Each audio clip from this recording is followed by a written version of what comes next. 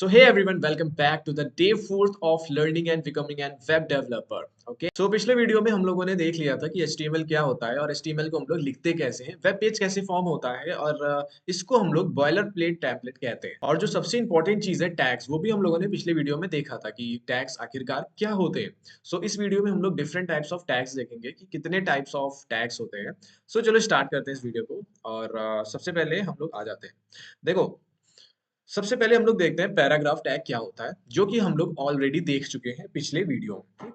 तो इसको जस्ट मैं ओवरव्यू दे देता हूँ आप लोगों को। जो पैराग्राफ टैग होता है वो बेसिकली आपका वेब पेज में या वेबसाइट में पैराग्राफ प्रिंट करने के यूज में आता है। ठीक, तो इसको हम लोग ज्यादा एक्सपेंड नहीं करेंगे, इतना आप लोग समझ गए होंगे। ठीक, नेक्स्ट देखेंगे हम लोग हेडिंग टैग।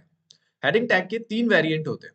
पिछले वीडियो में हम लोगों ने हेडिंग टैग देखा था, जिसमें H1 देखा था हम लोगों ने कि H1 टाइप की एक हेडिंग होती है, जिससे एक जो टेक्स्ट होता है वो काफी लार्ज और बोल्ड फॉर्म में डिस्प्ले होता है, राइट। अब हम लोग देखेंगे कि हेडिंग टैग के भी सब पार्ट्स होते हैं, जिसमें 6 टाइप के हेडिंग्स होते हैं। पहला H1, H2, H3, H4 and H5। ठीक, देखो H1, H2, H3, H5, इनकी जो कह लो कि बोल्डनेस है या फिर साइज है, वो ऊपर से नीचे डिक्रीज होता है। ठीक, अब इसको थोड़ा सा हम लोग एग्जांपल से समझते हैं। फॉर एग्जांपल इसको मैं कट कर दे रहा हूँ। पिछले वीडियो में आपने H1 टैग देखा था, राइट। तो इस वीडियो में मैं H2 टैग भी दिखाता हूँ आप लोगों को। तो ये ऐसे कर दूंगा एंड ये हो गया H2 tag, right. And then H3, ये हो गया H3 टैग आपका। देन H4, ये हो गया H4 एंड देन H5। ठीक, अब इसको हम लोग जरा रन करके देखते हैं। रन कैसे होता है, लाइव सर्वर करके आपका ऑप्शन होगा, ओपन विद लाइव सर्वर। तो उसमें जैसे ही आप क्लिक करेंगे तो आपकी जो वेबसाइट है वो ओपन हो जाती है। ठीक, तो इस तरह से बेसिकली डिस्प्ले होता है। देखो H1 जो टैग होता है वो सबसे ज्यादा उसका जो फॉन्ट साइज होता है वो सबसे ज्यादा होता है, और जो उसका बोल्डनेस होती है वो भी सबसे ज्यादा होती है। H2 टैग उससे कम, H3 टैग उससे कम, H4 उससे कम एंड H5 उससे कम एंड H6 और होता है, और यहाँ पे H6।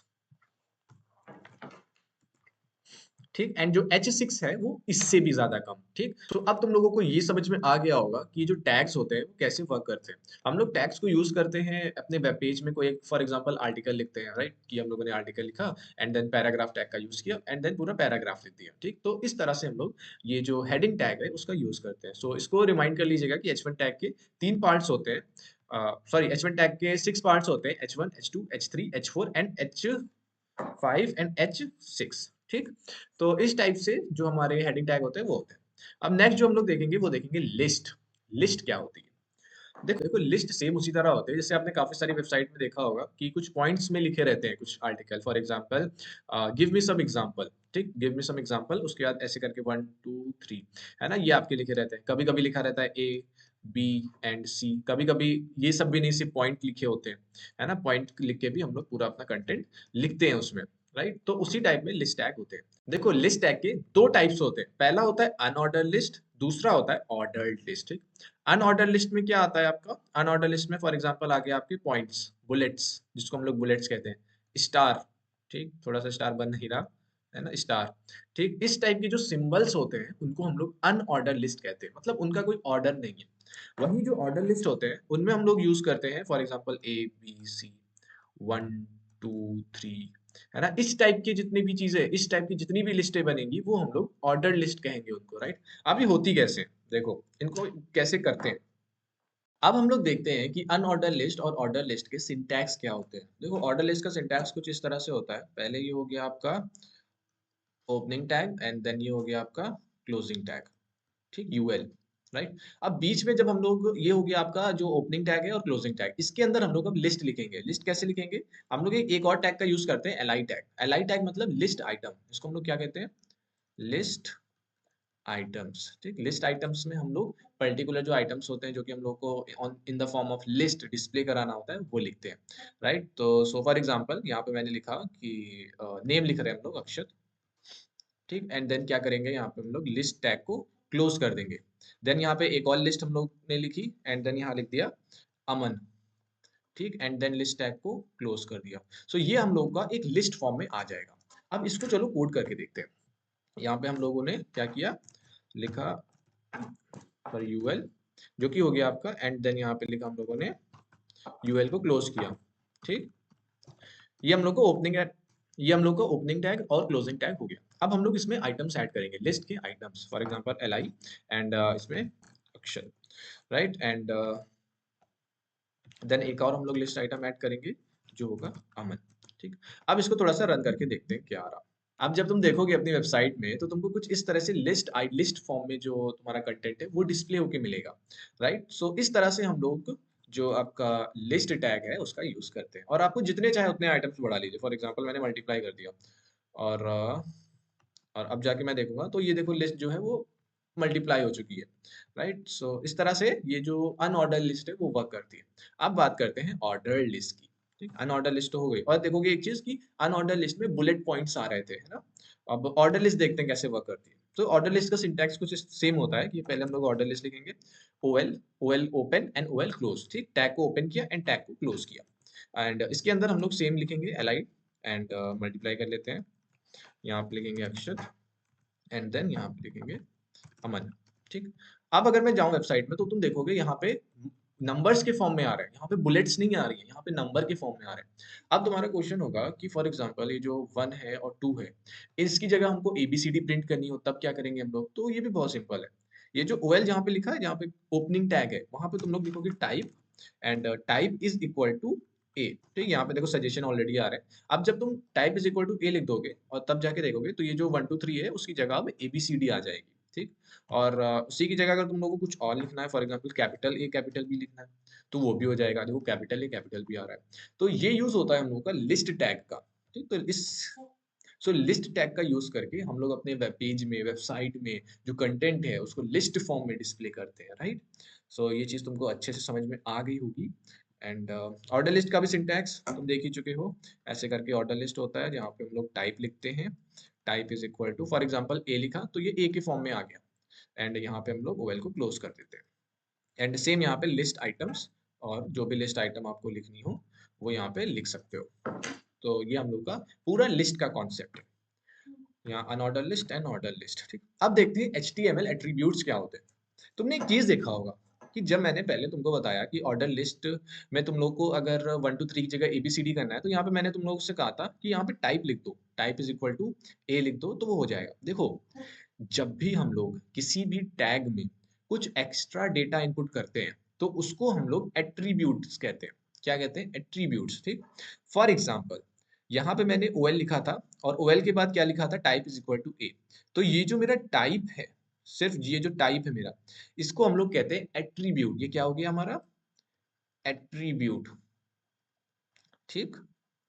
ये जो हम लोगों ने HTML लिखा था, HTML के बाद क्या लिखा था? लैंग्वेज इंग्लिश, ठीक। ये लैंग्वेज इंग्लिश लिखा हुआ है, तो ये जो लैंग हो गया ये हम लोग का हो गया एट्रीब्यूट।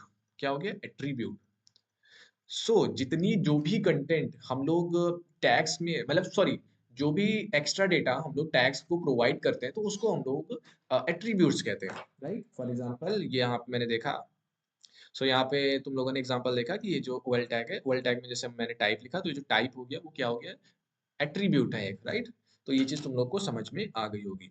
ये जो टाइप है ये क्या है? एट्रीब्यूट है।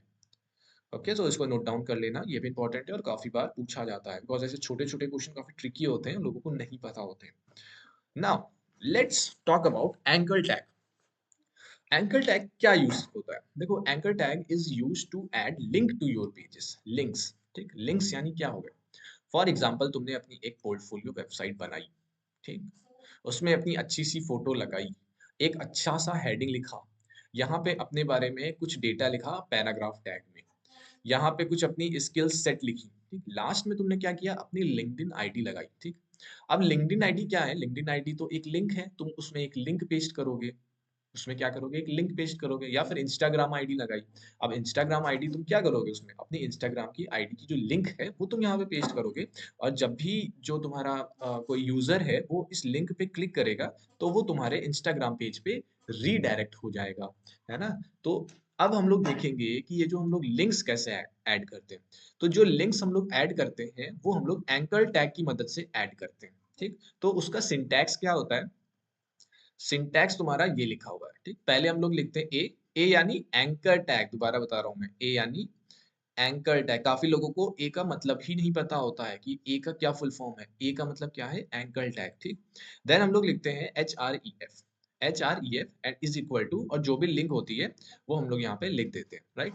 अब थोड़ा सा इसको प्रैक्टिकली करके देखते हैं, ऐसे मजा नहीं आ रहा। ठीक। फॉर एग्जाम्पल देखो, पहले हम लोग क्या करेंगे, एंकर टैग लिखेंगे यानी ए। राइट। उसके बाद हम लोग क्या करेंगे, HREF में अपनी लिंक पेस्ट कर देंगे। For example google.com। ठीक। ये हम लोग की एक लिंक हो गई जो कि मैंने यहाँ पे लिख दी। ठीक। अब जब हम लोग जाएंगे यहाँ पे अपने वेब पेज में, तो यहाँ पे कुछ भी नहीं डिस्प्ले हो रहा है। कुछ भी क्यों नहीं डिस्प्ले हो रहा है भाई? क्योंकि उसको एक कंटेंट भी चाहिए ना, वो तुम्हारी लिंक थोड़ी यहाँ पे ऐसे करके शो करेगा। उसको कुछ एक डेटा चाहिए जो डिस्प्ले करा सके, मतलब उसमें क्लिक करके फिर वो रीडायरेक्ट हो। तुम एक चीज देखोगे, अगर तुम अपने पोर्टफोलियो में अपना इंस्टाग्राम की लिंक डालोगे तो ऐसे थोड़ी उसमें डिस्प्ले होगा www.instagram.com/abcd, है ना? ऐसा नहीं होगा। उसमें एक लिखा होगा इंस्टाग्राम, ठीक, ब्लू कलर से लिखा होगा इंस्टाग्राम। तो वो जैसे ही उसमें जाके क्लिक करेगा तो वो इंस्टाग्राम में चला जाएगा। सेम उसी तरह हम लोग करेंगे। यहाँ पे जो ओपनिंग टैग और क्लोजिंग टैग है उसके बीच में जो कंटेंट लिखेंगे, फॉर एग्जांपल मैंने लिखा गूगल। क्या लिखा? गूगल। और लिखा तो देखो यहाँ पे अब गूगल लिख के आ गया। मैं यहाँ पे लिख दूंगा गूगल वेबसाइट। ठीक। तो अब यहाँ पे गूगल वेबसाइट लिख के आ गई। अब मैं जैसे यहाँ पे क्लिक करूंगा तो ये क्या नीचे देखो दिख रहा है, google.com दिख रहा है ना नीचे, google.com। ठीक। तो यहाँ पे अगर मैं इसकी पूरी लिंक डाल दूं, फॉर एग्जांपल http://www.google.com। सो मैंने यहाँ पे क्या किया, इसकी पूरी लिंक डाल दी है। और जैसे ही मैं यहाँ पे जाके विजिट करूंगा तो तुम देखोगे कि google.com की वेबसाइट ओपन हो गई है। राइट। सो इस तरह से हम लोग जो लिंक्स है वो अपनी वेबसाइट में ऐड करते हैं। राइट। तो अब तुम लोगों को इतना तो समझ में आ गया होगा कि लिंक को कैसे ऐड करते हैं। अब थोड़ा सा देखो HREF का फुल फॉर्म क्या होता है, ये मैंने नहीं बताया अभी तक। HREF का फुल फॉर्म होता है हाइपर टेक्स्ट रिफरेंस। क्या होता है? Hyper text reference. इसको याद कर लेना, लिख लेना कहीं पे। HREF का फुल फॉर्म क्या होता है? Hyper text reference. ओके। सो ये चीजें तुम लोगों को एब्सोल्युटली क्लियर हो गई होंगी। और अब आते हैं यहाँ पे, इसको मैं लिख देता हूँ, हाइपर टेक्स्ट रेफरेंस। ठीक। तो इसका फुल फॉर्म होता है हाइपर टेक्स्ट रेफरेंस। सॉरी वो कट हो गया। ओके। सो हाइपर टेक्स्ट रेफरेंस। तो तुम लोगों को अब ये समझ में आ गया होगा कि हम लोग अपनी वेबसाइट में, वेब पेज में लिंक्स कैसे ऐड करते हैं। अभी हम लोग क्या करेंगे कि जितने भी टैग्स हम लोग पढ़ रहे हैं उनको एक साथ कंबाइन करके यूज करके देखेंगे। ठीक। तो अभी बस जानते जाओ कि कौन से टैग का क्या यूज होता है। एंकर टैग का क्या यूज होता है कि वो वेबसाइट में हम लोग के लिंक्स ऐड करने में हेल्प करता है। डन। नेक्स्ट चीज देखेंगे, टाइप्स ऑफ लिंक्स। देखो यार, दो टाइप्स ऑफ लिंक्स होती हैं यहाँ पे। क्या होता है? दो टाइप्स ऑफ लिंक्स होती हैं। पहली होती है रिलेटिव, दूसरी होती है एब्सोल्यूट। देखो रिलेटिव लिंक्स वो होती हैं जो डायरेक्टली फ्रॉम इंटरनेट होती है। For example google.com। कौन सी? google.com। ये हम लोग डायरेक्टली इंटरनेट से एक्सेस कर रहे हैं, है ना? तो ये हो गई रिलेटिव लिंक। अब कुछ ऐसी कुछ एब्सोल्यूट लिंक होती हैं। एब्सोल्यूट लिंक मतलब जो कि एग्जिस्ट विद इन सिस्टम। अब ये भी देख लेते हैं हम लोग कि विद इन सिस्टम कैसे एग्जिस्ट करती है। फॉर एग्जांपल यहाँ पे देखोगे तुम, यहाँ पे मैं क्या कर रहा हूँ, एक और पेज बना रहा हूँ। ठीक। For example website.html। अभी देखते जाओ बस, website.html। ठीक। और यहाँ पे मैं थोड़ा सा कंटेंट डालूंगा। फॉर एग्जांपल एक पैराग्राफ डाल दिया मैंने, दिस इज माय वेबसाइट। ठीक। अब मैं क्या करूंगा, इधर आऊंगा और इस लिंक को हटा दूंगा। देखो ये जो लिंक है ना, ये कौन सी रिलेटिव लिंक है? क्या है? रिलेटिव लिंक है, यानी ये इंटरनेट पे प्रेजेंट है। लेकिन अब मेरी जो लिंक है वो मेरे वेब पेज पे प्रेजेंट, यानी मेरे सिस्टम में प्रेजेंट है। ये जो website.html है ये मेरे सिस्टम में प्रेजेंट है। तो इसको मैं कैसे लिखूंगा? मैं लिखूंगा डॉट, ये देखो ऑप्शन खुद ही आ गया, website.html। ठीक।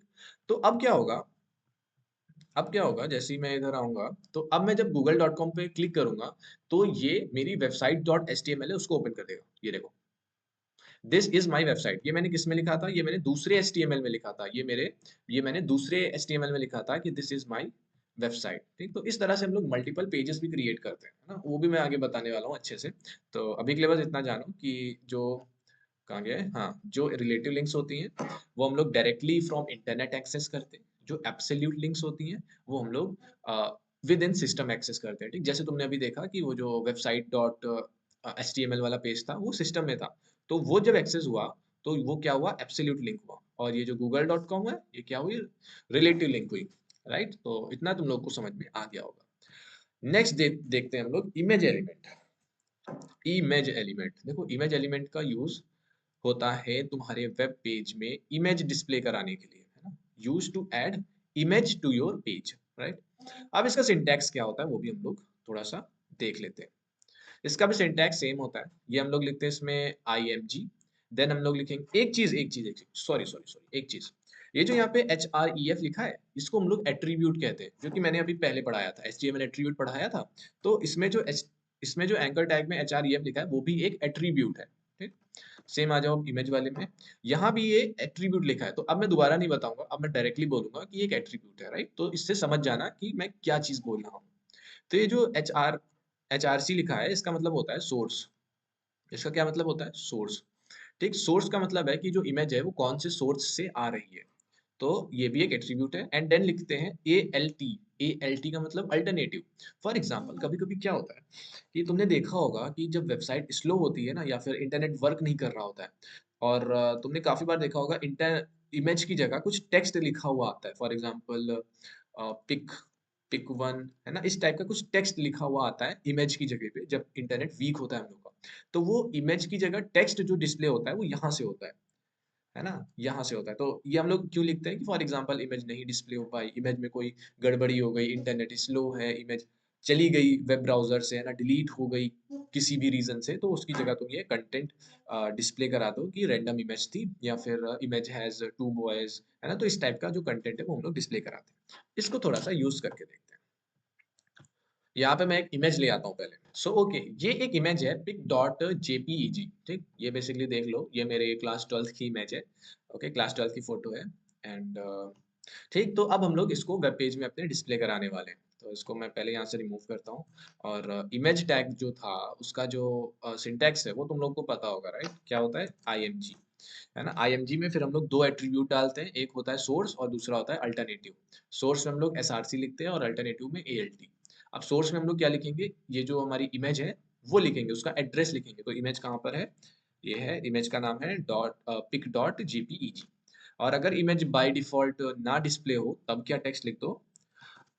ए बॉय स्टैंडिंग, ठीक। तो ये लिख दो, टेक्स्ट उसकी जगह डिस्प्ले होना चाहिए, राइट। सो अब मैं जब देखूंगा, ओके, सो ये देखो, ये हम लोग की ये जो इमेज हम लोगों ने डिस्प्ले कराई थी वेब ब्राउजर में वो यहाँ पे शो हो रही है। अब तुम लोग देख रहे होगे इमेज काफी ज्यादा बड़ी है, मतलब पूरे वेब पेज में फैल चुकी है। तो बिल्कुल भी परेशान मत होना, ये भी हम लोग धीरे धीरे सीखेंगे कि इमेज को कैसे हम लोग छोटा करते हैं, कैसे साइज उसका मेंटेन करते हैं, राइट।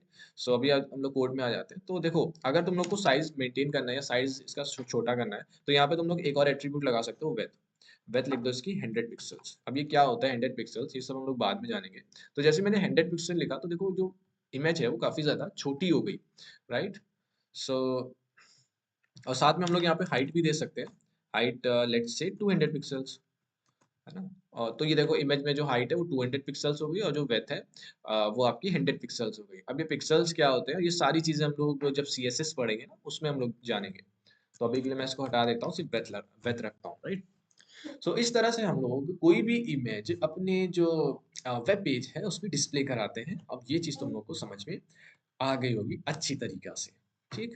नाउ नेक्स्ट, जो इमेज होती है उसमें भी दो टाइप्स ऑफ लिंक्स होती हैं, एक होती है रिलेटिव, एक होती है एब्सोल्यूट। रिलेटिव यूआरएल्स वो होते हैं जो इंटरनेट पे एक्सेस होते हैं, और एब्सोल्यूट यूआरएल वो होते हैं जो कि हमारे डायरेक्टली फ्रॉम सिस्टम होता है। जैसे कि ये जो मेरी पिक्चर थी pic.jpeg, वो एब्सोल्यूट लिंक थी। एब्सोल्यूट लिंक क्यों थी? क्योंकि ये मेरे डायरेक्टली सिस्टम से एक्सेस हो रही थी, ये मेरे सिस्टम में प्रेजेंट है, किसी इंटरनेट में प्रेजेंट नहीं है ना। तो ये मेरे डायरेक्टली सिस्टम से एक्सेस करके वो वहां पे इमेज को डिस्प्ले करा रहा था। अब अगर मैं कोई इमेज लूं, for example P right free image, ठीक। तो यहाँ पे कुछ इमेजेस आ गई। फॉर एग्जांपल ये एक इमेज है, ठीक।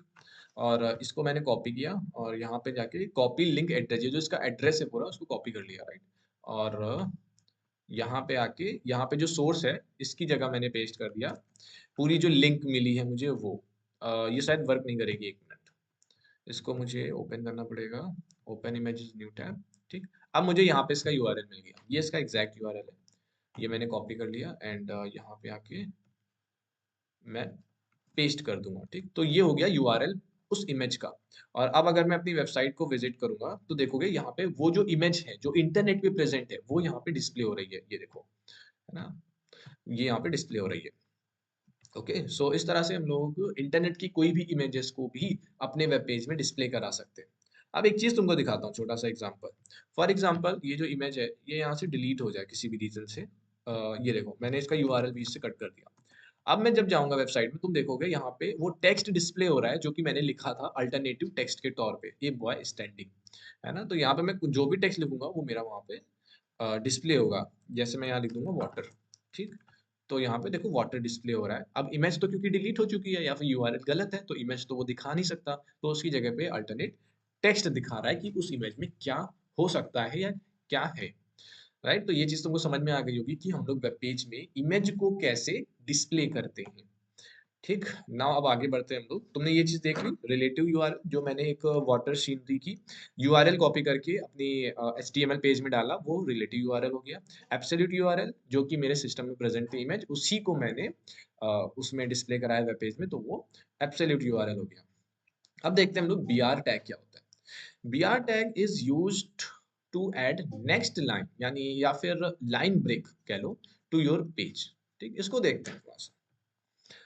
फॉर एग्जाम्पल यहाँ पे मैंने एक टेक्स्ट लिखा, पैराग्राफ टेक्स्ट, और पैराग्राफ में लॉरेम किया। लॉरेम मैंने बताया था आप लोगों को, आप लॉरेम लिख के जितने भी आपको वर्ड चाहिए वो वर्ड का क्वांटिटी, फॉर एग्जाम्पल 300 वर्ड्स चाहिए या फिर 300 ज़्यादा हो जाएंगे, 200 वर्ड्स चाहिए, तो मैं इंटरप्रेस कर दूंगा।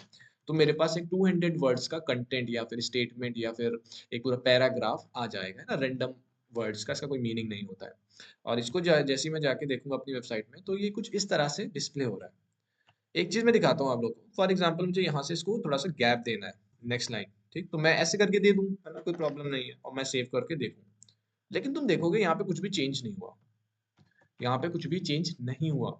मैंने बकायदा यहाँ पे चेंज किया है, मैंने यहाँ पे देखो इंटर प्रेस करके इसको थोड़ी सी स्पेस दी है, ताकि यहाँ पे मुझे थोड़ी सी स्पेस मिल सके, क्योंकि मुझे यहाँ पे पैराग्राफ चेंज करना है। लेकिन ये चीज नहीं हो रही यहाँ पे, तो इस केस में हम लोग बी आर टैग का यूज करते हैं। बी आर टैग क्या करती है, लाइन को ब्रेक कर देता है। एंड एक और चीज, जो बी आर टैग होता है वो सिर्फ ओपनिंग टैग होता है, इसका कोई भी क्लोजिंग टैग नहीं होता है ना, कि इसमें स्लैश करके बी आर नहीं लिखा जाता है, ये सिर्फ और सिर्फ ओपनिंग टैग है। और अब मैं जाके देखूंगा अपनी वेबसाइट में तो देखोगे यहाँ पे मुझे एक नेक्स्ट पैरा मिल गया है ना, जो कि इसका रूल था, जो कि इसकी नेचर था कि लाइन को ब्रेक कर देता है। ये लाइन को क्या कर देता है, ब्रेक कर देता है। तो इसने सेम चीज यहाँ भी की। यहाँ पे जैसे ये टेक्स्ट लिखा था मेरा और ये टेक्स्ट लिखा था, तो इसने क्या किया, दोनों लाइनों को ब्रेक कर दिया। अब अगर मैं यहाँ पे एक चीज और दिखाता हूँ, कट कर देता हूँ, और मैंने देखो टेक्स्ट जो है वो कंप्लीटली ज्वाइन कर दिया है और बीच में एक बी आर लगा दिया है। और मैं एक और बी आर लगा देता हूँ, फॉर एग्जाम्पल यहाँ पे, ठीक, यहाँ पे मैंने एक और बी आर लगा दिया, ठीक, तो मैंने दो बी आर लगाए। अब ये क्या करेगा, जहां जहां बी आर लगे वहां से लाइन को ब्रेक कर देगा। और अब मैं अपनी वेबसाइट चेक करूंगा, देखो एक यहाँ से ब्रेक हुआ है और एक यहाँ से ब्रेक हुई है लाइन, ठीक। तो बी आर हम लोग का क्या करता है, लाइन को ब्रेक कर देता है, और ये सिर्फ और सिर्फ आपका ओपनिंग टैग है, इसका कोई भी क्लोजिंग टैग नहीं होता है। ये चीज आप लोगों को समझ में आ गई होगी, ठीक। नेक्स्ट देखते हैं हम लोग bold, italic and underline tags. देखो ये टैग क्या करते हैं, यूज टू हाईलाइट टेक्स्ट। ये टैग्स हम लोगों के जो टेक्स्ट है उनको हाईलाइट करने में यूज होते हैं, है ना। तुम लोग को पता होगा बोल्ड टैग कैसा होता है, बोल्ड टैग क्या करता है, थोड़ा सा बोल्ड हो जाता है। इटैलिक टैग थोड़ा सा इटालियन फॉर्म में हो जाता है, राइट। और अंडरलाइन टैग जो आपका पर्टिकुलर टेक्स्ट है उसको अंडरलाइन करने के यूज में आता है। और उनका सिंटैक्स तुम देख सकते हो यहाँ पे, ये सिंटैक्स है। सिंटैक्स में क्या है, बोल्ड टैग के लिए हम लोग बी से स्टार्ट करते हैं, है ना। इटैलिक टैग हम लोग आई से स्टार्ट करते हैं और अंडरलाइन यू, ठीक। इसको चलो एग्जांपल से एक बार करके देखते हैं। इसको मैं कट कर देता हूँ। अब फॉर एग्जांपल मुझे, मैंने एक पैराग्राफ लिखा, लॉरेम 20, ठीक। अब मुझे क्या करना है, अब तुम देखो पहले पैराग्राफ आया कैसा, ऐसे आया। अब मुझे इसको थोड़ा सा बोल्ड करना है, तो बोल्ड कैसे मैं करूंगा, इधर लगा दूंगा बी टैग, ठीक। बी टैग क्या होता है, ओपनिंग क्लोजिंग दोनों होता है, तो हम लोगों को यहाँ पे दोनों लगाने पड़ेंगे, ठीक। और जैसे ही मैं यहाँ पे दिखाऊंगा तो ये देखो पहले टेक्स्ट कैसा था, बोल्ड नहीं था, अब टेक्स्ट कैसा हो गया, बोल्ड हो गया काफी ज्यादा, ठीक। तो बोल्ड टैग का ये यूज होता है। इटैलिक टैग आपने पढ़ा, इटैलिक टैग क्या होता है, बी की जगह आई लिख दो तो इटैलिक टैग हो गया। अब इटैलिक टैग कुछ टिल्टेड होता है थोड़ा सा, ये देखो, इटैलिक टैग कुछ इस तरह से होता है, आपके जो टेक्स्ट है, आपका जो स्टेटमेंट है, आपका जो फॉन्ट है, उसको थोड़ा सा ना टिल्ट कर देता है इटैलिक फॉर्म में, ठीक। तो ये आपका इटैलिक टैग काम करता है। नेक्स्ट आपने पढ़ा था अंडरलाइन टैग, यानी यू, है ना। अब अंडरलाइन टैग क्या करता है, आपका जो कंटेंट है उसको बेसिकली उस पे अंडरलाइन एक कर देता है ना। और अंडरलाइन के भी काफी सारे तरीके होते हैं जो कि हम लोग आगे चल के सीएसएस में पढ़ेंगे, ठीक। अभी के लिए इतना समझिए कि ये आपका अंडरलाइन टैग है, और इससे हम लोग बेसिकली एक वर्ड को, सेंटेंस को, पैराग्राफ को अंडरलाइन कर सकते हैं, ठीक। इतना आप लोगों की समझ में आ गया होगा। बहुत ही इजी चीज है, आराम से पेशेंस लेके पढ़ो तो अच्छे से समझ में आएगा। Next, comment. कमेंट क्या होते हैं एचटीएमएल में? छोटी सी चीज दिखाता हूँ, एग्जांपल से तुम समझ जाओगे कि कमेंट्स क्या होते हैं। देखो, मैंने यहाँ पे लिखा, क्या लिखा, अभी देखो जादू हुआ ना यहाँ पे कुछ, अभी मैं बताता हूँ जादू क्या हुआ। मैंने यहाँ पे लिखा कि अंडरलाइन टैग, ठीक। और जस्ट इसके नीचे लिखा अंडरलाइन टैग। अब तुमको क्या लगता है क्या आउटपुट आया होगा? चलो देखते हैं वेबसाइट में। देखो वेबसाइट में, देखो मैंने तो दो टैग लिखे थे, मैंने दो बार लिखा था अंडरलाइन टैग, लेकिन यहाँ पे सिर्फ एक बार डिस्प्ले हुआ। तो कमेंट का बेसिकली यही मतलब होता है। देखो तुमको एकदम आसान भाषा में बताता हूँ। हम लोग जब प्रोडक्शन लेवल का कोड करते हैं ना, अभी तो बहुत ही बेसिक बेसिक चीजें कर रहे हैं। जब कंपनीज में जाके तुम लोग वर्क करोगे तो वहां पे तुम लोग काफी ज्यादा हैवी हैवी टैग्स का यूज करोगे, या फिर तुम लोग कोई ऐसा एक लॉजिक लगाओगे जहाँ पे अगर कोई दूसरा प्रोग्रामर है तो उसको समझाने की जरूरत पड़ेगी। तो उस केस में हम लोग कमेंट का यूज करते हैं, है ना। कमेंट बेसिकली वो चीज होती है जब हम लोग कमेंट करके कोई भी वर्ड, सेंटेंस, स्टेटमेंट्स लिखते हैं, तो वो चीज हम लोग का वेब पेज पे डिस्प्ले नहीं होता है ना। वो जस्ट एक टेक्स्ट के फॉर्म में रहता है और एचटीएमएल उस पर्टिकुलर चीज को इग्नोर कर देता है। सो कमेंट्स को हम लोग किस तरह लिखते हैं? कमेंट्स को हम लोग इस तरह लिखते हैं, इसको याद कर लो। ये बेसिकली इसका ओपनिंग और ये क्लोजिंग होता है। ये मतलब ब्रैकेट की तरह होता है, इस ब्रैकेट के अंदर ही तुमको सेंटेंस लिखना होता है। कुछ भी सेंटेंस लिख देते हो, लिख सकते हो हेलो माय नेम इज अक्षत, है ना। तो इस टाइप से कोई भी कितना भी लंबा सेंटेंस तुम लिख सकते हो बहुत ही ज्यादा आसानी से, राइट। तो इसको अच्छे से समझ लेना, वैसे समझने वाला कुछ है नहीं, प्रैक्टिस करोगे तो आ जाएगा। ओके, नेक्स्ट कुछ पॉइंट्स हैं वो तुमको देखने हैं कि HTML is not case sensitive. Case sensitive क्या होता है? मतलब कि तुम इसको स्मॉल लेटर्स में लिखो या फिर कैपिटल लेटर्स में लिखो, दोनों का आउटपुट एक ही आना है, कोई भी फर्क नहीं पड़ेगा। तुम पैराग्राफ टैग को स्मॉल में पी लिखो या कैपिटल पी लिखो, कोई फर्क नहीं। तुम हेड टैग को स्मॉल में हेड लिखो या फिर कैपिटल में हेड लिखो, कोई फर्क नहीं, दोनों इक्वल होते हैं, ठीक। तो HTML is not case sensitive. Next, इस वीडियो का एंड आ गया है। Practice portfolio website. अब मैं तुम लोगों को एक टास्क दे रहा हूँ जिसमें तुम लोगों को एक पोर्टफोलियो वेबसाइट बनानी है, और पोर्टफोलियो वेबसाइट बना के जो मेरा इंस्टाग्राम हैंडल है उसमें मुझे टैग करके भेजना है ना। मैं डेफिनेटली उसको स्टोरी पे शेयर करूंगा, है ना। पोर्टफोलियो वेबसाइट कैसी होगी? फॉर एग्जांपल ये आपकी वेबसाइट है, मैं भी एग्जांपल देख के भी बताऊंगा कि किस तरह बनाओगे, है ना। यहाँ पे तुमको एक अपनी इमेज लगानी है, यहाँ पे क्या करनी है, एक अपनी फोटो लगानी है जैसे मैंने लगाई थी वैसी। यहाँ पे तुमको एक हेडिंग लिखना है, यानी नेम लिखना है आपका, फॉर एग्जांपल अक्षत तिवारी, ठीक। यहाँ पे क्या लिखना है आपको? नेम लिखना है। नेम किसमें होगा? हेडिंग में होगा, जो कि मैं बता दे रहा हूँ H1 टैग होगा। यहाँ पे तुमको अपने बारे में लिखना है कुछ, ठीक। अपने बारे में लिखना है, for example I am I am very motivated, है ना। I am very motivated front end developer या web developer, I am currently learning HTML, है ना। इस टाइप का लिखना है जो कि ये पैराग्राफ टैग होगा, ठीक। देन उसके बाद फिर से एक हेडिंग लिखनी है तुमको, और हेडिंग में लिखना है स्किल, ठीक। और स्किल कौन सा टैग होगा? ये H2 टैग होगा। देन तुमको इसमें अपनी स्किल्स लिखनी है। स्किल्स कैसे लिखोगे? पॉइंट फॉर्मेट में, जैसे 1 2 3, है ना। कितनी स्किल्स है तुम्हारी यहाँ पे लिखोगे, है ना। और ये तुम्हारा क्या हो जाएगा? ये हो जाएगा ऑर्डर लिस्ट, ठीक। क्या हो जाएगा? ये ऑर्डर लिस्ट में पूरा ये लिखोगे, राइट। और फिर क्या करनी है, यहाँ पे तुमको अपना इंस्टाग्राम हैंडल की लिंक लगानी है। क्या लगाना है? इंस्टाग्राम हैंडल की लिंक लगानी है। ये कैसे लगाओगे तुम? एंकर टैग की मदद से, ठीक। एंकर टैग की मदद से तुम यहाँ पे अपनी लिंक लगाओगे, ठीक। बहुत ही आसान है, बहुत ही ज्यादा आसान है। तुमको बस इसी चीज को रिप्लिकेट करना है और एक पोर्टफोलियो वेबसाइट बनानी है, जितना अभी मैंने पढ़ाया है उसका यूज करके, ठीक। तुमको एक छोटा सा एग्जांपल और दे रहा हूँ कैसे बनाओगे। फॉर एग्जांपल यहाँ पे लिखा, तुमको पहले इमेज लगानी है, ठीक। तुमने इमेज लगा दी यहाँ पे, फॉर एग्जांपल pic.jpg, और उसके बाद फिर क्या किया तुमने? H1 टैग लगाया और लिख दिया अक्षत तिवारी, यानी अपना नाम लिख दिया, ठीक। देन उसके बाद तुमने एक पैराग्राफ टैग लगाया, लिखा I am a web developer. ठीक, I love to learn programming. ठीक, ये अपने बारे में थोड़ा सा इंट्रोडक्शन लिख दिया, कॉपी मत करना, कॉपी मत करना, अपना इंट्रोडक्शन लिखना जो भी है। ठीक, देन तुमने लिख दिया। देन उसके बाद एक H2 टैग लगाना और लिखना स्किल्स। ठीक, और स्किल्स को क्या करना, अंडरलाइन कर देना। अब अंडरलाइन कैसे करोगे, तुम्हारा टास्क है, तुमको अंडरलाइन करनी है इस स्किल्स को। कैसे करोगे वो मैं बता चुका हूँ।